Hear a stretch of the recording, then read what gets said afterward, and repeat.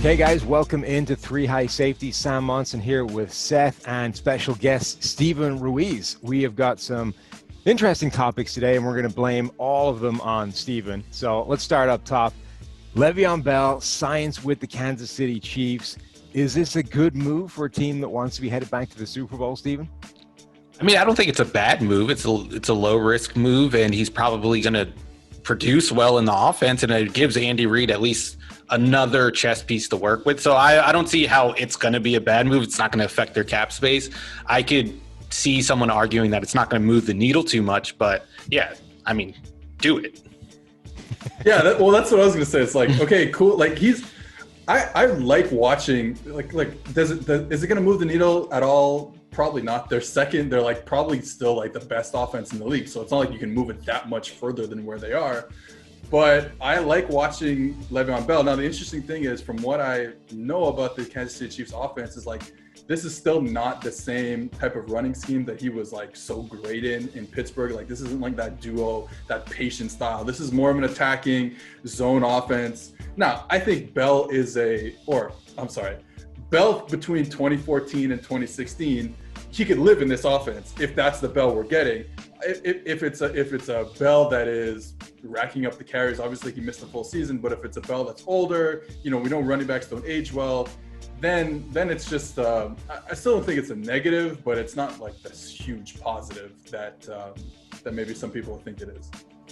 I think Bell's this great case study for the running backs don't matter crowd, because he goes from maybe the best running back situation in the NFL in Pittsburgh, great offensive line, good quarterback, great passing game, well coached, all these kinds of things.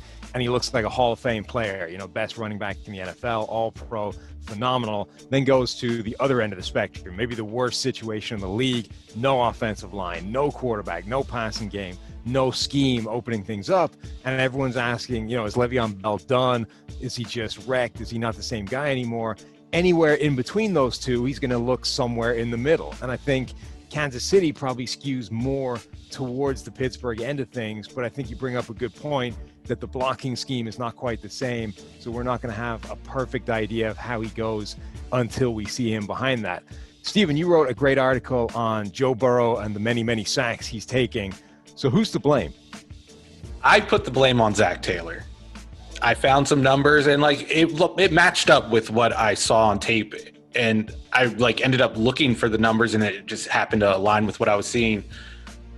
He tries to run the Sean McVay stuff, the under center, the bootleg stuff, and Burrow is just getting blown up every time. Teams are blitzing cornerbacks at him, and they it seems like they know when it's coming. I think that might be one of the big issues, is they really only do play action. When they go under center, they're not doing straight drop back. I think he only has 2 attempts. So I think that's one of the big issues. And then empty, I commended Zach Taylor for going to more empty sets just because it plays into what Joe Burrow does best. But empty on 3rd and long just doesn't make any sense to me. Maybe I'm not thinking about it like a coach would. Maybe Seth has a better take on that. But I just feel like you're setting the defense up for success by doing that. Stephen, I'm not a coach. I'm a PFF analyst. So let's get it straight. You were a coach at one point. Yeah, no, I agree. Empty, but the thing with empty is so LSU ran a lot of empty last year. We saw it. This happened, and Joe Burrow was good in it. Joe Burrow was also could have been good in anything they did. With how well he played, just himself at the quarterback position. So I'm not sure we'll go empty and then everything's going to be great. I don't think it works like that.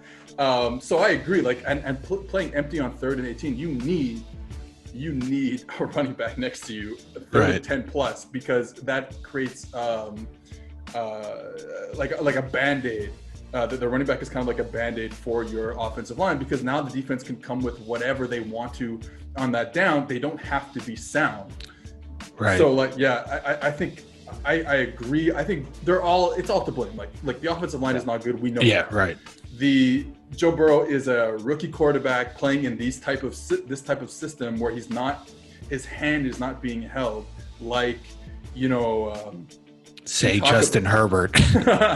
Like Justin Herbert, but even the guys from that Sean McVay, Shanahan tree, it's right. Goff is in his 5th year. He still gets his hand held. And I don't mean that in a derogatory way. That's just what the offense does. Garoppolo too, and all these players, and Tannehill in his like 15th year in the NFL. Like it's so he's not getting the benefit of that. So then when, like you said, when they go under center, it's like, oh, I wonder what they're doing now. You know what I mean? It's so different than what they normally do. So yeah, I agree. I think it's all three. But with that said, if the Bengals aren't trying to win this year, and they probably shouldn't be, so that they can draft Penei Sewell in like, 2nd overall or whatever, then this is great. Like let Burrow. Yes. Listen to me. Tim Coucham. Okay. Yeah. Let him understand how to play the modern drop back passing game. They're gonna lose. It's fine, and then at least next year you have a better offensive line, hopefully, and he's already like acquainted with this type of because I think he is a good enough quarterback that you can straight drop back with him time and time again, and he'll make plays for you. But my thing would be, if you're not going to hold his hand, which I agree with you, like throw him to the wolves and let him learn. At least hold the offensive line's hand, and he's not been doing that. Yeah, it's only fine if he survives this year. Like that's the big caveat in all this. I'm kind of with you that I think he's a good quarterback to lean on. Like there's two ways of patching up bad protection, right? There's either to load up extra bodies and try and protect more, or there's to give the guy more options and places to go with the football. And they're trying to skew in that direction with Burrow. And I think that's probably the right way of doing it. But I also agree with Steven that they're making some bad sort of schematic calculations in that, right? Like you need to give him somewhere to go with the ball, even in these 3rd and long situations, and just being empty is not necessarily doing that. You need to actually help him out with sort of designed checkdowns that can even be part of the protection, with chip release and all those kinds of things. I think they're basically, everybody is being hung out to dry at the moment, and nothing is helping anything else. Like Burrow is making situations worse by holding on to the ball too long, by not quite understanding what he can and can't do in the pocket yet.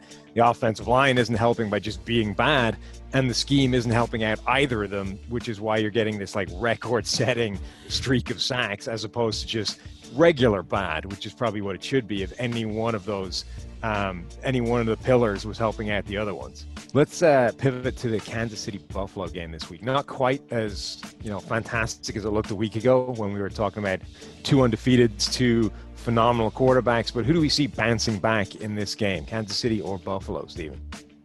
I don't necessarily think Kansas City has to bounce back. I know like there's a lot of talk about has the offense been figured out because they scored 32 points against the Raiders. I think it was really just penalties, and then you go to the Patriots game. I think it's like a stylistic problem with them. Like the Patriots just happen to have a bunch of cornerbacks that can match up with what they do. And then the Chargers, they just have 2 pass rushers that nobody else has. So I don't think I'm not concerned about the Chiefs offense at all. As long as they're not committing penalties on 1st and 2nd down and getting into 3rd and long. I am skeptical that the Bills are going to bounce back to what we saw earlier in the year. I still think they're a good team. Like Tuesday's game doesn't change that for me. I thought they were probably more affected by the Titans situation than the Titans were, because the Titans probably had a good idea of who they were playing next. They knew when they were going to be ready to play a football game again. And I don't know if the Bills did. So they kind of had to prepare for whoever. So I think the Bills look better, but I don't think they're going to beat the Chiefs. I think what we're going to see is like something in between what we saw early on and what we saw on Tuesday. Did you sign your Josh Allen apology form? No, I'm not doing that. I'm not. I saw you did, and I was so let down by you doing that. I cannot tell you. I was so disappointed. I caved. Because you still watch him. You still watch him, and it still doesn't look like he's good. Like he's a decent quarterback at the very least, which I didn't think was going to happen. He somehow figured out how to be accurate. I don't know how that happened, although some inaccuracy still slips in.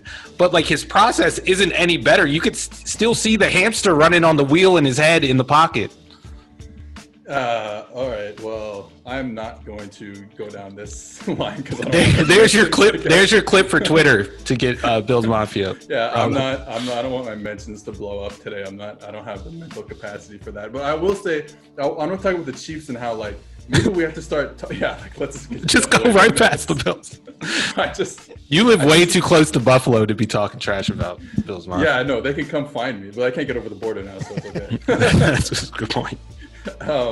I wonder if we have to start talking about the Chiefs offense, kind of like we talk about Clemson, in that like Clemson doesn't care about playing against Pitt. They don't care about playing against Miami even. It's like they're just gonna slowly put it together, and then by the time they have to play a real team in the like the playoff semifinal, or maybe just in the national championship game, then they're ready to go. And like maybe the Chiefs are like this. Like I agree with you 100% with your take on how the Chargers can play them, especially how the Patriots can play them. Like no one else plays the Chiefs like the Patriots did. The Raiders didn't do it, but of course the Chiefs scored 32 points. Like that's like really good. Like I don't like you go score 32 points in an NFL game, you will probably win that game. The defense just didn't play as well, and that's a good defense. And on Buffalo's side, we thought we were going to see a good defense this year. We thought, and when you look at it on paper, you're like, oh, how is this defense so bad? And they're like a bottom 5 defense in the NFL right now.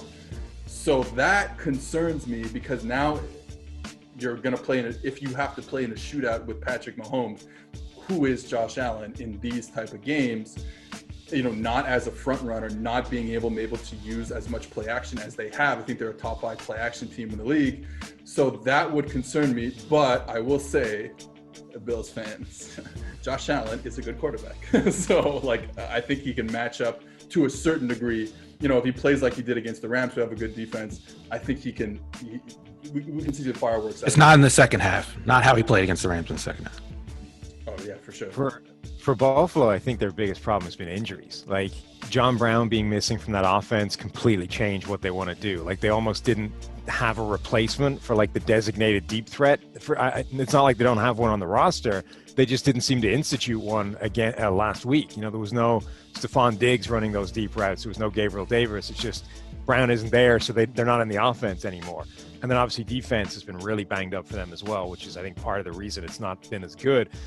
Kansas City is interesting. I'm with you in terms of I usually don't buy into this idea of, look, this is a blueprint to slow a team down, particularly when your blueprint is all you need is 2 top 5 pass rushers, or all you need is Bill Belichick, Stephon Gilmore, and an insane game plan. Like nobody else can replicate that, so it's ridiculous. But the Raiders did some weird sort of schematic things that did seem to cause Mahomes problems. Now, it was like with the caveat that he still made a bunch of huge plays, a couple of which, like his biggest ones, didn't even count because of, a holding call, negating that insane touchdown to Tyreek Hill, et cetera, et cetera.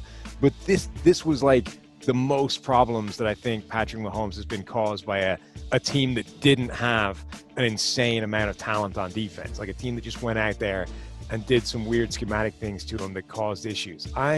This was Texas Tech Patrick Mahomes in a way we haven't really seen much in the NFL.